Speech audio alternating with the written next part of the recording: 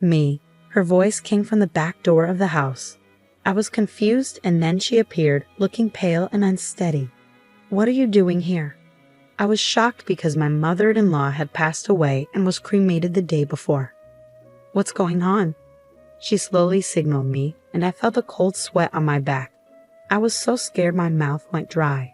Is this a dream? I shut my eyes tightly, terrified.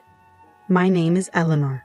Before I met my husband Paul, who is 3 years older than me, I had a lonely life focused on work. When I got sick and went to the hospital, Paul was the doctor who treated me. After that, we kept running into each other in town and the supermarket, and we started talking.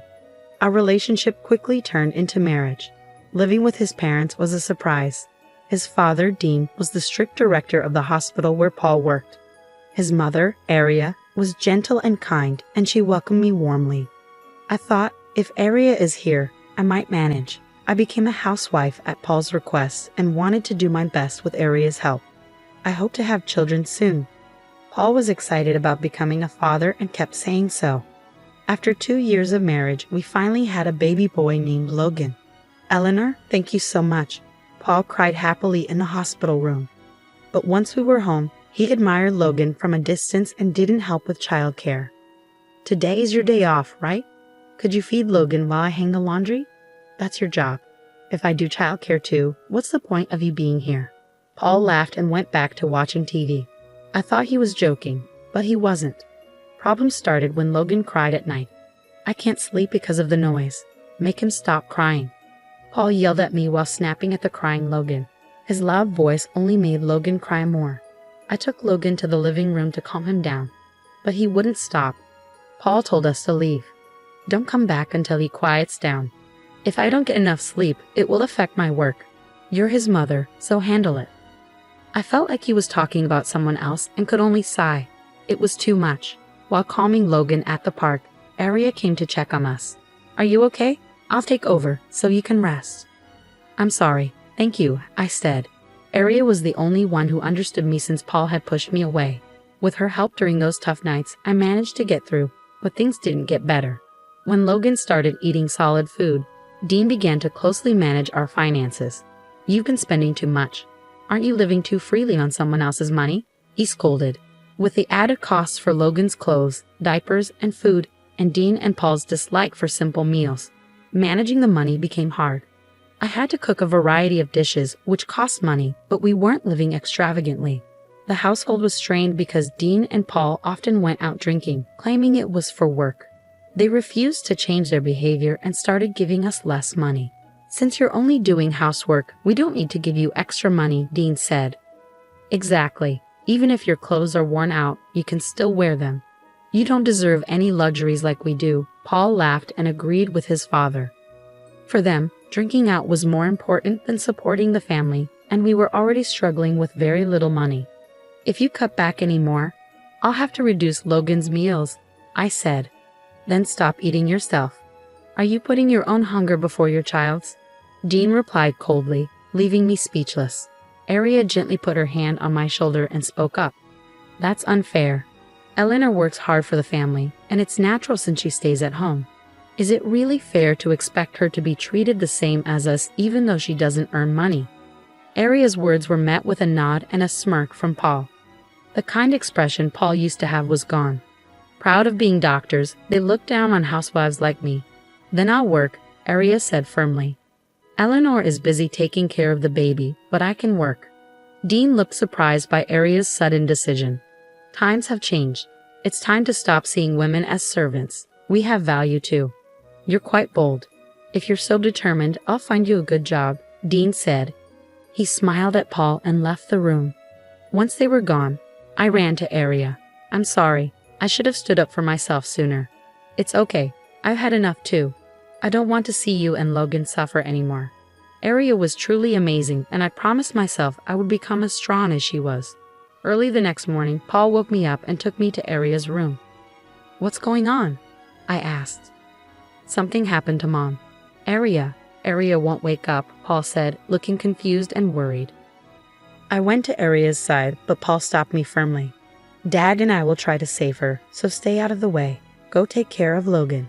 Even though his words were harsh, it was best to let the doctors handle it. I waited outside the room with Logan, feeling worried. After a while, Dean came out and told me Aria had passed away. Why did this happen so suddenly? I asked, noticing a bag of medicine by her bedside that she didn't usually take. It doesn't mix well with her usual medication. I always warned her to be careful. Dean's response left me stunned. Everything felt like a blur after that. Dean arranged for Aria to be cremated without a funeral, and even when I protested, Paul stopped me. "Stop being selfish. Mom was old. Accidents like this aren't unusual," he said. "Even so, not giving your mother a proper farewell, is that really okay with you? You misunderstand. You're also responsible for what happened to Mom." I was shocked by his harsh words. "Why would you say that? You made her handle all the housework and childcare. That must have added to her stress." I was too stunned to do anything. Paul, unusually, took out the trash while I was in shock. Dean quickly handled the arrangements, and I couldn't properly say goodbye to Aria. I wasn't even allowed to attend the cremation. Dean did it alone. "From now on, you'll do all the housework. No more slacking off." Dean's cold words hurt my grieving heart. The day after the cremation, I was still feeling down, but Paul and Dean were cheerfully discussing going to the insurance company. "Dad took out life insurance on Mom.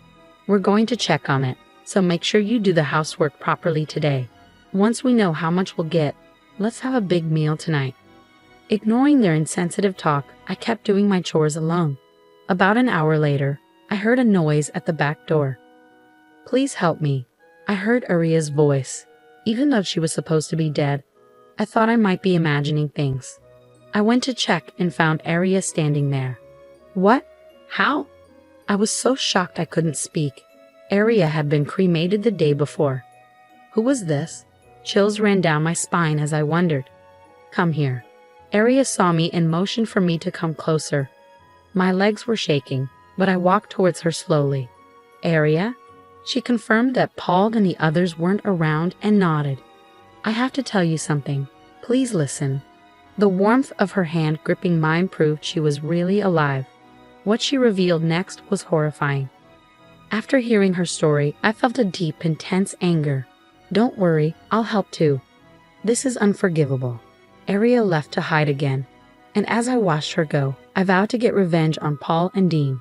A few days later, the insurance agent was scheduled to come to our house, so my father-in-law and husband took the day off to wait at home.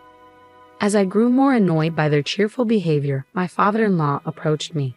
"You're still eating because of Aria's insurance money. Shouldn't you be more grateful?" "That's not true. I'm not happy about this at all. Women who rely only on others never appreciate money," he said with a derisive laugh, then plopped down on the sofa. Paul sat beside him, smirking. Then the intercom rang. "Oh, they're here." When they went to the door, they froze in shock. "What? Why are you here?" My husband, pale and trembling, pointed at the person in surprise. It wasn't the insurance agent, but my mother-in-law. I came back because I had unfinished business. Next to her was a man in a suit with a lawyer's badge. "That's impossible." I checked her pulse. It had stopped. Paul stammered, clearly flustered. It made sense now. She had been cremated and Paul had even collected her ashes. My mother-in-law then turned to Paul and my father-in-law and spoke quietly. "You switched my regular medicine, didn't you?" I noticed something was wrong right away. She began to tell the real story behind what happened. It was my father-in-law who had swapped her usual medicine with something else before she went to bed. "I haven't forgotten how you laughed while I was suffering," she said. Stammering, my father-in-law tried to deny it. I don't know anything about that. It's all lies." As my mother-in-law pressed him, he backed away, overwhelmed. "We had a cremation ceremony. Why are you here?" "Maybe God saved me that night. My heart did stop after your final check. I was taken to the funeral home, and miraculously, I woke up. You must have adjusted the dose so you could deny it if the police investigated. That's why I barely survived. Just before being cremated, I made noise inside the coffin and was found by the funeral home staff. Knowing you were behind it, I decided to hide temporarily. The funeral director, an old friend, helped me stage the ceremony. Thanks to their help, you were deceived." She showed them some documents. While hiding, I found out about a $100,000 life insurance policy taken out just months ago. I didn't know about it before. It was your policy with you as the beneficiary. Faced with this proof, my father-in-law was speechless and clicked his tongue in frustration. You didn't die as expected, making me look like a fraud. You've embarrassed me. Instead of feeling remorseful, he just blamed her. Unable to take it anymore, I spoke up. That's not all. This is a crime. You tried to kill my mother-in-law. I won't forgive you. Then my husband, who had been trembling, moved behind me and glared at his father. I didn't want to do it, but Dad forced me. I'm a victim too. What? You were involved in the insurance scam? As my father-in-law moved towards Paul, I stepped closer to my mother-in-law. If you hadn't wasted money on cabaret girls, we wouldn't be in this mess. You spent all our savings, I said. You fool. You did the same, ordering expensive drinks and hanging out with young girls. You enjoyed it too. It turned into the most pathetic family argument I ever seen. As we stood there in disbelief, my father-in-law suddenly smirked. Aria said I switched her medication, but there's no proof. The evidence would be long gone now, so you can't prove it. Yeah, I threw the medicine packet out that morning, so it's gone, Paul said, thinking they had found a way out. But they didn't realize I had been waiting for this moment. We signaled the lawyer, who pulled out a plastic bag with the medicine packet. They recognized it immediately. How is it here? I threw it out, Paul said. Yes, but garbage isn't always collected right away, I explained. Paul, who never did housework, didn't know that trash collection schedules vary. He threw it out with the burnable trash. But that day was for recyclable trash, so our bag was left behind. I retrieved the packet the day after the cremation and gave it to the lawyer. Fingerprints from both of you were found on it, proving the switch. Hearing this, my father-in-law collapsed in shock. Paul, tearful, clung to my feet. Listen, Dad's target was you, not Mom. And you're younger and do housework, right? I protected you because of the kids and all. Maybe he said this hoping for forgiveness, but I was furious. So you tried to kill your own mother and expect me to be grateful? I'm your savior. Without saying more, I called the police. Please don't. I needed the money because I was tricked by a woman. Dad did it too. We had to do this to protect the family. How could I sympathize with someone who tried to kill Aria over something so trivial? I despise you. The police arrived shortly after, and the two were taken away. As the tension eased, we broke down in tears. Later, they were found guilty and sentenced to a long time in prison. Besides the insurance fraud, they had falsified medical reports for money, all to impress cabaret girls. It was pathetic. My mother-in-law and I claimed $30,000 each in damages, which they reluctantly paid. We used the money to move to a new place and start fresh with our son, Logan. We're focusing all our love on raising him to value family over money. How is this story? Don't forget to subscribe to the channel. See you in the next video.